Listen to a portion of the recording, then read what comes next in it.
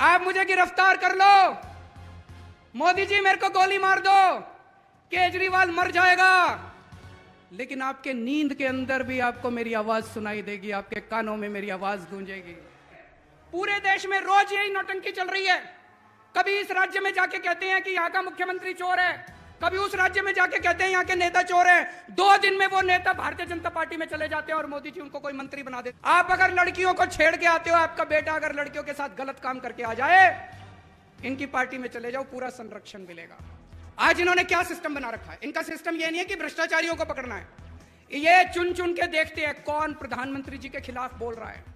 List बना लेते हैं, जो जो प्रधानमंत्री के खिलाफ बोलता है उसके खिलाफ कुछ ढूंढो, फिर सीबीआई को फोन जाता है इसके संजय सिंह के खिलाफ ढूंढो। संजय सिंह का क्या कसूर था? संजय सिंह का कसूर था कि संजय सिंह ने संसद के अंदर प्रधानमंत्री जी के खिलाफ आवाज उठाई थी। भ्रष्टाचारी वो नहीं है जिसको ईडी ने पकड़ के जेल में डाल दिया। भ्रष्टाचारी वो है जो ईडी के डर से बीजेपी में चला गया कि अगर कोई एक दोस्त देश चला रहा है तो ये स्थिति बड़ी खतरनाक है। ये लोग कह रहे हैं हम केजरीवाल को गिरफ्तार करेंगे। मैं उनको कहना चाहता हूं, मेरे को तो गिरफ्तार कर लोगे, मेरी आवाज को कैसे दबाओगे, मेरी आवाज को कैसे रोकोगे? तो हमारे देश के अंदर कुछ लोग हैं जिनको अंधभक्त कहा जाता है कि नहीं है? उनसे उलझना मत। 2 कैटेगरी है, कोई भी आदमी या तो अंधभक्त है या देशभक्त है।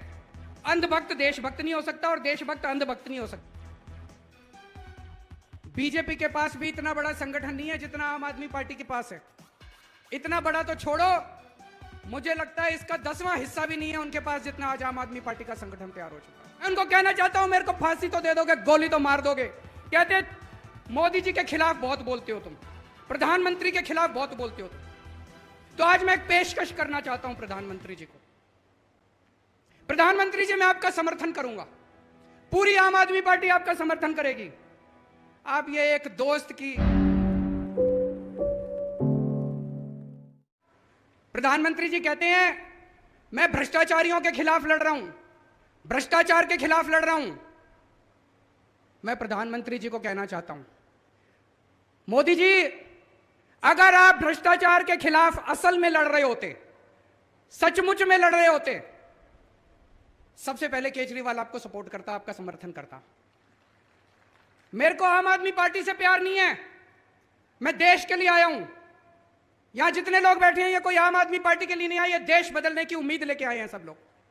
हम सब लोग आम आदमी पार्टी वाले आपका समर्थन करते अगर आप वाकई भ्रष्टाचार के खिलाफ लड़ रहे होते। मोदी जी एक स्टेट में गए, जाके उन्होंने कुछ नेताओं के नाम लिए, बोले इन नेताओं ने 70,000 करोड़ का भ्रष्टाचार कर दिया, इन नेताओं ने 70,000 करोड़ का भ्रष्टाचार कर दिया, इनको मैं जेल में डालूंगा। भाई साहब 4 दिन के बाद उन नेताओं ने भारतीय जनता पार्टी ज्वाइन कर ली, मोदी जी ने उसको उप मुख्यमंत्री बना दिया। यह भ्रष्टाचार के खिलाफ लड़ाई है? ये तो नौटंकी है, ये तो भ्रष्टाचार के खिलाफ लड़ाई नहीं है। और ये एक बार हुआ तो सोच लेते। पूरे देश में रोज यही नौटंकी चल रही है। कभी इस राज्य में जाके कहते हैं कि यहाँ का मुख्यमंत्री चोर है, कभी उस राज्य में जाके कहते हैं यहाँ के नेता चोर हैं। 2 दिन में वो नेता भारतीय जनता पार्टी में चले जाते हैं और मोदी जी उनको कोई मंत्री बना देते हैं, कुछ बना देते हैं, सब लोगों को पार्टी में शामिल कर लेते हैं। ये तो भ्रष्टाचार के खिलाफ लड़ाई नहीं है दोस्तों। आज पूरे देश में चर्चा हो रही है, कोई कितना भी बड़ा पापी हो, कोई कितना भी बड़ा अपराधी हो, किसी ने कोई भी पाप कर रखा हो, अपराध कर रखा हो, इनकी पार्टी में चले जाओ। मजाल किसी CBI, ED, income tax police वाले की हिम्मत हो जो छू दे उसको। आपका बेटा अगर किसानों को अपनी जीप के नीचे कुचल दे, इनकी पार्टी में चले जाओ, आपके ऊपर कोई कुछ नहीं होगा, आप खुलेआम घूम लेना। आप अगर लड़कियों को छेड़ के आते हो, आपका बेटा अगर लड़कियों के साथ गलत काम करके आ जाए, इनकी पार्टी में चले जाओ, पूरा संरक्षण मिलेगा। आज पूरे देश में चर्चा हो रही है, कितना ही बड़ा भ्रष्टाचार कर लो, कितना ही बड़ा डाका डाल लो, कितना ही बड़ा अपराध कर लो, इनकी पार्टी में चले जाओ, पूरा संरक्षण मिलेगा आपको। आज क्या माहौल है? भ्रष्टाचारी कौन है? भ्रष्टाचारी वो नहीं है जिसको ईडी ने पकड़ के जेल में डाल दिया। भ्रष्टाचारी वो है जो ईडी के डर से बीजेपी में चला गया। जिसको ईडी ने पकड़ के जेल में डाल दिया और जो अभी तक बीजेपी में नहीं गया, भाई साहब वो कट्टर ईमानदार है, ये समझ लेना। क्योंकि उसे पता है कि आज नहीं तो कल बाहर तो आ ही जाऊंगा। लेकिन जिसने बेईमानी कर रखी है, जिसने बेईमानी कर रखी है, उसको पता है अगर ईडी ने पकड़ लिया तो पूरी जिंदगी जेल जाना पड़ेगा, वो तुरंत उठ के बीजेपी में चला जाता है। तो एक चीज समझ लो, भ्रष्टाचारी कौन है और ईमानदार कौन है।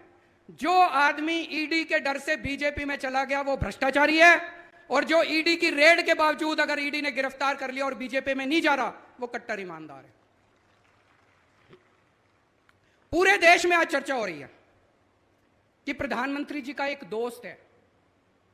कौन है? कौन है? कहते हैं प्रधानमंत्री जी उस एक दोस्त के लिए ही काम करते हैं। पूरे देश में चर्चा है, मैं नहीं कह रहा, गली गली में, नुक्कड़ नुक्कड़ पे, चाय की दुकान पे, पान की दुकान पे यही चर्चा है कि प्रधानमंत्री जी एक ही आदमी के लिए काम करते हैं, एक ही दोस्त के लिए काम करते हैं। और आजकल तो चर्चा उल्टी होने लगी है कि असल में ये दोस्त ही देश चला रहा है, सारे निर्णय वो दोस्त ही ले रहा है, प्रधानमंत्री जी निर्णय नहीं ले रहे। जनता में चर्चा है, जनता में चर्चा है, लोग मेरे को आके बताते हैं कि जी दोस्त ही देश चला रहा है, कानून उस दोस्त के ऑफिस से बन के आते हैं और पास होते हैं, वो दोस्त ही निर्णय लेता है। और जब आप वोट डालने जाते हो, आप सोचते हो मैंने मोदी जी को वोट दिया, आपका वोट मोदी जी तक नहीं पहुंचता, आपका वोट मोदी जी के जरिए उनके दोस्त तक पहुंचता है, आपका वोट दोस्त के पास जाता है। जब आप वोट डालने जाओ तो यह समझ लेना, यह स्थिति बेहद खतरनाक है कि अगर कोई एक दोस्त